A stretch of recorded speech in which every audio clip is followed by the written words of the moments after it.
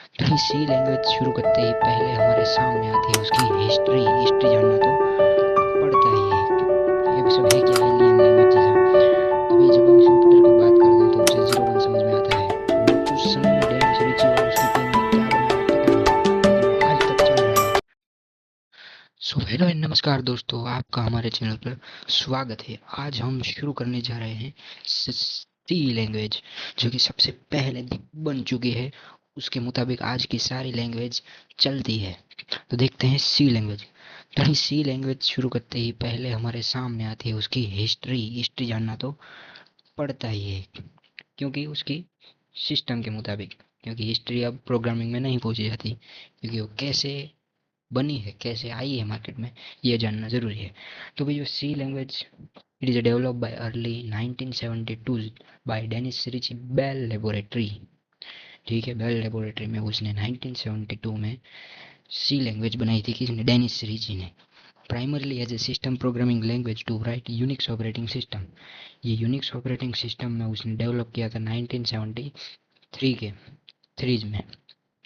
देखो भाई, डेनिस, कुछ लोग कहते हैं डेनिस रिची ने सी लैंग्वेज बनाई, तो कुछ लोग कहते हैं डेनिस रिची ने सी लैंग्वेज रन होने वाला कंपाइलर बनाया था। तो ये कह नहीं सकते बुक के या किसी भी माध्यम से, किसी भी आर्टिकल या फिर ऑफिशियल किसी भी वेबसाइट से, कि डेनिस रिची ने असल में बनाया क्या था।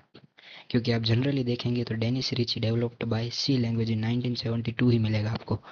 इसलिए यहाँ एज ए रेफरेंस हमने लिख दिया है। ये ज़रूरी नहीं कि उन्होंने सी लैंग्वेज ही बनाई हो।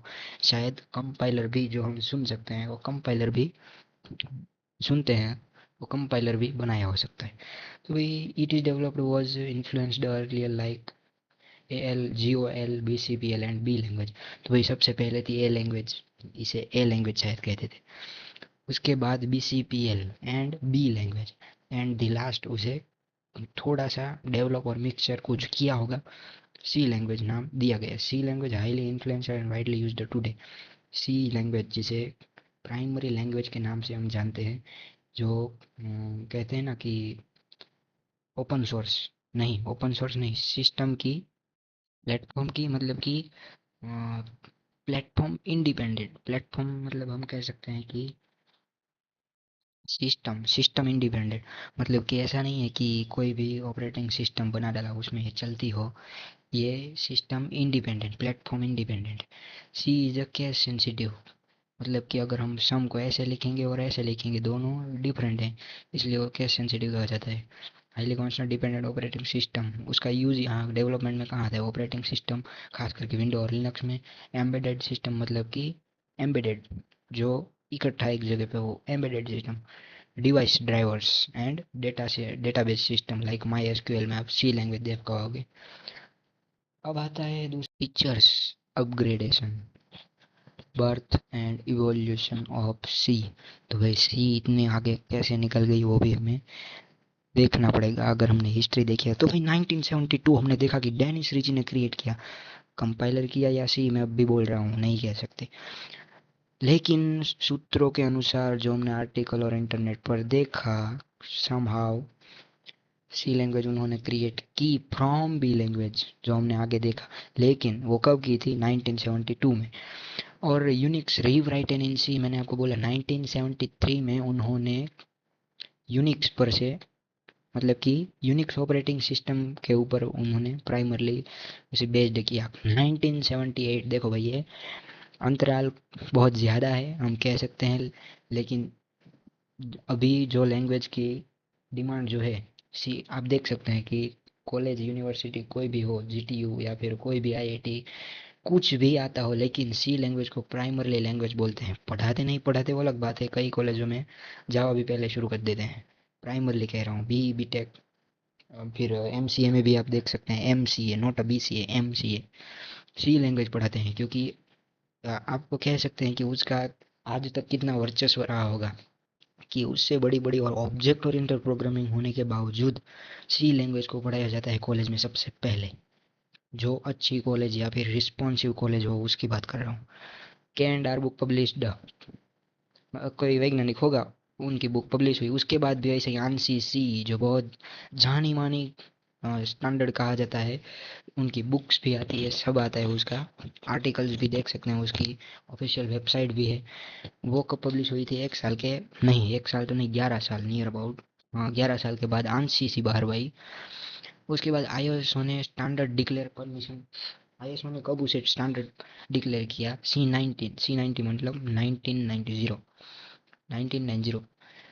अब आता है उसके 9 साल के बाद की कहानी, जब न्यू फीचर्स समहाउ ऐड किए गए। और फिर 2011, बहुत ज़्यादा हो गया, लेकिन 2011 जो है, जिसे हमने ढूंढा बहुत लेकिन इसके बीच में कुछ मिला नहीं। तो C11 पे क्या हुआ? Added multi threading. जो मल्टी थ्रेडिंग करते हैं बिग एमएनसीज, मतलब कि big application website, multi threading, ठीक है, ऑब्जेक्ट ओरिएंटेड में आप सीख सकते हैं ओरिजिनली। 2080 मतलब कि थोड़े साल पहले, थोड़े मतलब 7 साल नियर अबाउट। C70 जिसे कहा जाता है, 2080 है फिर भी C70 कहा जाता है। बग फिक्सेज टेक्नोलॉजी उसमें ऐड की, सी लैंग्वेज के प्रोग्राम में, उसके कंपाइलर में उसकी टेक्नोलॉजी थोड़ी सी ऐड की। मतलब 2024 उसके बाद आता है 2024। इसके जैसा ही C23 कहा जाता है, बल्कि यहाँ पे है 2024, मतलब कि ये इससे कुछ रिलेट नहीं करता होगा। मॉडर्न फीचर्स, अच्छा रिलेट करता है वो भाई, ऐसा मत समझना। मॉडर्न फीचर्स डाले जो आज तक हम इसे यूज़ कर रहे हैं। By some article and internet से हमने ये सारा ज्ञान एकत्रित किया है। उसके बाद आता है ससुरा, सी लैंग्वेज बनी कैसे है, स्टेगन क्लास डेव.h, तो ये सब है क्या? एलियन लैंग्वेज जैसा। तो भाई जब हम कंप्यूटर की बात करते हैं तो उसे 01 समझ में आता है। वो उस समय में डेनिस रिची और उसकी टीम ने क्या बनाया पता नहीं, लेकिन वो आज तक चल रहा है। ये उसकी इतनी पुरानी, मतलब 1972 नियर अबाउट, इतनी ओल्ड हो गई है, फिर भी ये सिंटैक्स आज मार्केट में एग्जिस्ट करती है, दूसरी सिंटैक्स और दूसरी प्रोग्रामिंग लैंग्वेज होने के बावजूद। मतलब कि इसका कुछ तो, मतलब इसकी कुछ तो इम्पोर्टेंस होगी। हाँ, तो हम थे स्ट्रक्चर एंड एग्जाम्पल। स्ट्रक्चर उसका क्या कह रहा है? तो stdio.h स्टैंडर्ड इनपुट आउटपुट कहते हैं इसे, stdio.h। और इंट मेन, इंटीजर मतलब कि कोई डेटा ले रहा है। अगर हम रिटर्न 0 करा देते हैं, और अगर नहीं कराते तो वॉइड मतलब कि खाली, जो फंक्शन होता है वो खाली है। मेन ये कह सकते हैं कि उस कीवर्ड, हाँ कीवर्ड, उसका पहले से घोषित किया हुआ कीवर्ड है। प्रिंट एफ मतलब कि ये आउटपुट फंक्शन है जो प्रिंट कराता है हेलो वर्ल्ड को। दूसरी तरीके से हम कहें तो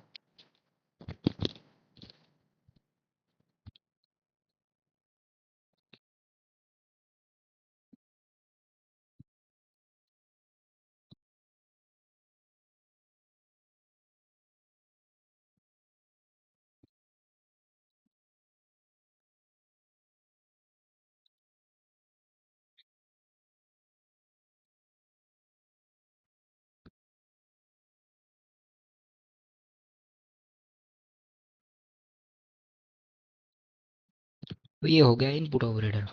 कुछ ज़्यादा नई बात नहीं है, लेकिन फिर भी आपको जान के आश्चर्य होगा, या आप जानते होंगे कि सी लैंग्वेज अभी भी मार्केट में एग्जिस्ट करती है। अब क्यों करती है वो मालूम नहीं, लेकिन वो अब भी एग्जिस्ट है। सी लैंग्वेज पढ़ाई जाती है। हाँ, उसका यूज धीरे धीरे कम होता जा रहा है, लेकिन उसे कंपाइलर कंपाइलर की लैंग्वेज भी बोला जाता है जनरली। आपने सुना होगा तो, वरना नहीं बोला होगा। हाँ, तो ये था सी लैंग्वेज के बारे में। एक सी लैंग्वेज के इंफॉर्मेशन जिसमें हमने, हाँ, तो आज हमने देखा सी लैंग्वेज की हिस्ट्री के बारे में, और उसके फीचर्स आज तक वो कैसे बनी है, और उसके स्ट्रक्चर एंड एग्जाम्पल के बारे में। आने वाली वीडियो में हम उसके बेसिक कॉन्सेप्ट्स देखेंगे, और उसके 32 टोटल कीवर्ड्स हैं, उसे भी हम जानने की कोशिश करेंगे कि वो क्या है, कैसे है और क्यों है। ठीक है, तो आज के लिए इतना ही। मिलते हैं नेक्स्ट सी लैंग्वेज की वीडियो में, तब तक के लिए नमस्कार।